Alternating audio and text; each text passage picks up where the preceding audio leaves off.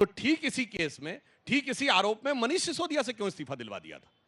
आप कौड़े रहना चाहिए था कि मनीष सिसोदिया भी डिप्टी सीएम बने रहेंगे। क्यों भैया, केजरीवाल जी के लिए अलग नियम है और सिसोदिया के लिए अलग नियम है। इसका तो जवाब दे दीजिए। हमने सत्येंद्र जैन जी के केस के अंदर हमने इस्तीफा नहीं दिलवाया। मनीष जी के केस में भी हुआ। दो सबसे बड़े मंत्री जिनके सबसे ज्यादा विभाग थे, आपने बंद कर दिया।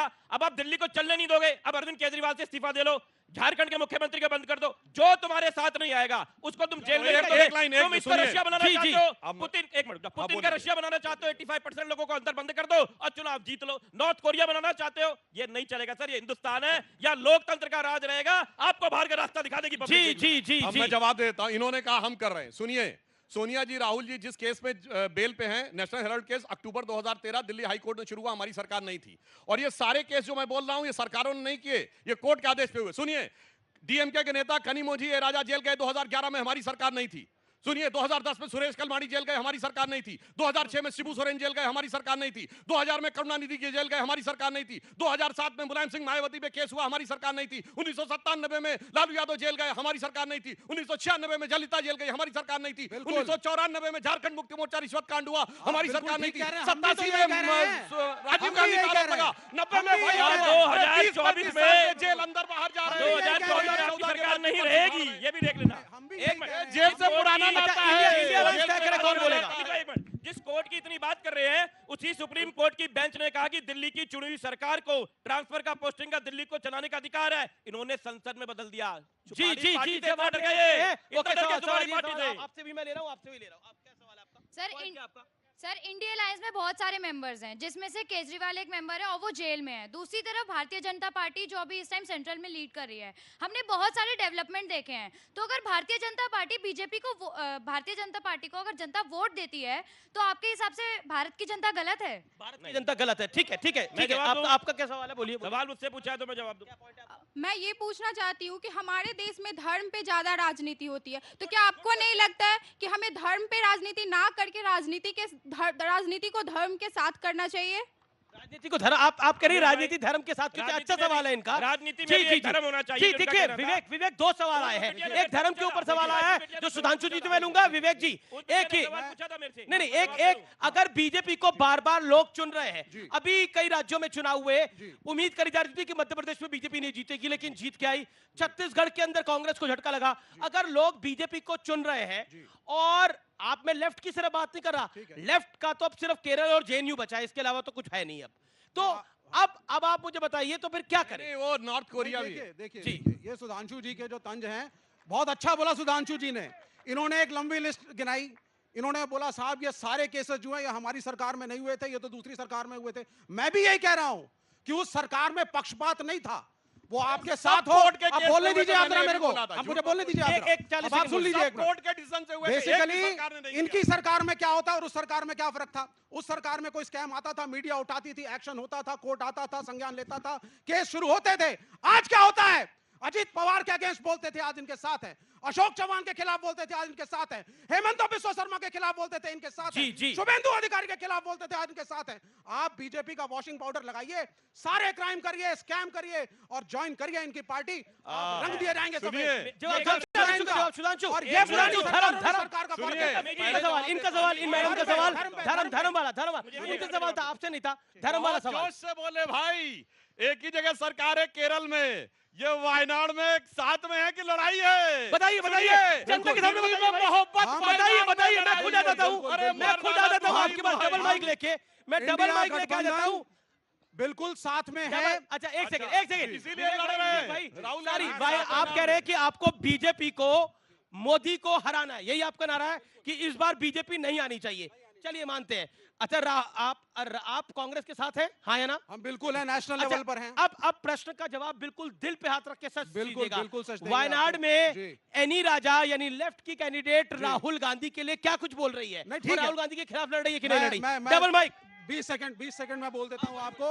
सीधी सी बात है, कांग्रेस को हम एक पुरानी पार्टी मानते हैं, जिसका एक मेजर कंट्रीब्यूशन है पिछले 70 सालों में इस देश की सोशल फैब्रिक को बचाने में, बैकवर्डों, दलितों के लिए काम करने में, रिजर्वेशन देने में। ठीक है। और अब पुरानी पार्टी है। अरे भाई, रिजर्वेशन बाबा साहब ने दिया कि कांग्रेस ने दिया?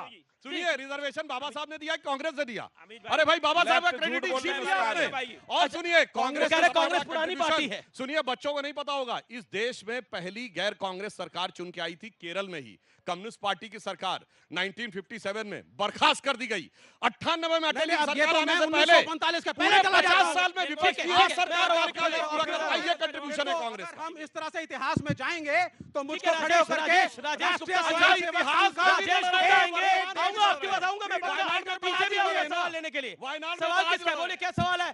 सवाल कोई पूछना चाहता है? सवाल कोई पूछना चाहता है तो बहुत करिए। हाँ, अच्छा ठीक है, मैं आपसे लूंगा सवाल। और कोई सवाल पूछना चाहता है? जी, क्या सवाल है, बोलिए। सर मेरा सवाल बीजेपी से है और एनडीए गठबंधन से है कि शिक्षा और बेरोजगार को लेके आपका क्या रोड मैप है? क्या रोड मैप है? अच्छा सवाल है। बिल्कुल एनडीए आपने गठबंधन सही के कहा साथ है एक सत्यप्रकाश जी और सुधांशु जी, जो आप दोनों में शिक्षा से का जवाब रोड देना चाहें। मैप मैं बता देना चाहता हूं, जो भारत की साक्षरता दर बढ़ी है, त्यो भाजपा का प्रभाव बढ़ा है, क्योंकि शिक्षित होने के बाद व्यक्ति को सही समझ में आता है। केरला में पहली सबसे ज्यादा हमारी है साक्षरता सरकार, दर। सर अपने टर्न पे बोलिए। पहली हमारी सरकार तब बनी 90 के दशक में, जब 50% साक्षरता दर हो गई। जब 60% साक्षरता दर हुई तो मोदी जी के नेतृत्व में स्पष्ट बहुमत, अब 75% साक्षरता दर है तो 400 पार होने जा रहा है। और मैं बेरोजगारी पे आपको बताना चाहता हूं, सुनिए, आज की डेट में बेरोजगारी की दर क्या है? 3.1%। मैं नहीं कह रहा हूं कि सब कुछ बहुत अच्छा है, 2018 के बाद हम सबसे बेहतर स्थिति में हैं इस समय। और अगर मैं कहता हूं, आंकड़ों को डिस्प्यूट करते तो मैं एक बात कहना चाहता हूं, देश का कर्जा 37 किलो, बताइए। अरे भाई एक मिनट नहीं, सर, देश आपने में कितना कर्जा मैं बता रहा हूं ठीक है, भाई। एक छोटा जवाब, अरे भाई, ऑडियंस के एक छोटे सवाल जवाब। पूछा है। जी, एक लाइन में बोल दूं, सुनिए, 37 किलोमीटर पर डे सड़क बन रही है, 12 किलोमीटर पर डे अगर रेलवे का इलेक्ट्रिफिकेशन हो रहा है, 4 करोड़ मकान बने हैं, गरीब निर्धन आवास में 74 एयरपोर्ट बने हैं, 5वीं बड़ी अर्थव्यवस्था बने, 4थे बड़े स्टॉक एक्सचेंज बने, 3रे बड़े ऑटोमोबाइल सब मैन्युफैक्चर कहानियां, बने, दूसरे बड़े ये सब मोबाइल हैंडसेट के कहानियां। मैन्युफैक्चर एक विवेक बने। शांत मेरे शांत। भाई ये बना कौन रहा है? अरे ये बना कौन रहा है? शांत, शांत, शांत, सब लोग शांत। मेरा एक कोई ना सवाल कोई तो है, बना ही रहा है। सुनिए, इन्होंने बिल्कुल ठीक कहा। जहां लोग पढ़ जाते हैं वह भाजपा क्या हाल होता है। केरला में सबसे ज्यादा साक्षरता दर है, 0 पे है, ये 0 पे। कोई नहीं वोट करता इनको वहां पर, उनको मालूम है कुछ नहीं है ये।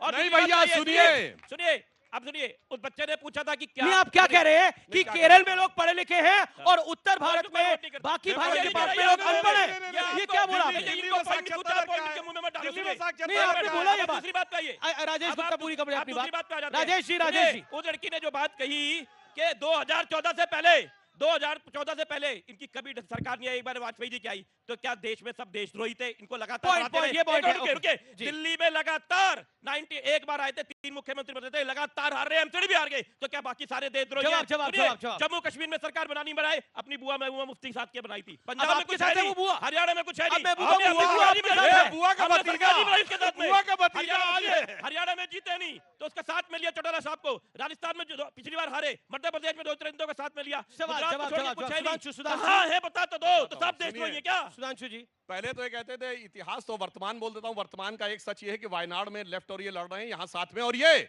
दिल्ली में कांग्रेस के साथ है, पंजाब में लड़ रहे हैं। सोचिए हमारी कितना स्ट्रेटजी है। बेवकूफ बनाते अरे हैं हम पब्लिक को। पंजाब में अब मैं तुम बताता चौथे हूं। नंबर की पार्टियों काहे लड़ेगी तुम्हारे खिलाफ? अब चौथे नंबर सुनिए, की पार्टी है पंजाब हमारी में। सरकार हम आने लड़ेंगे से तुम्हारे पहले, खिलाफ। सुनिए, हमारी सरकार आने से पहले क्या अंतर आया है, बस जनता के विवेक पे छोड़ता हूं। कौन देशद्रोही था, कौन देशभक्त था।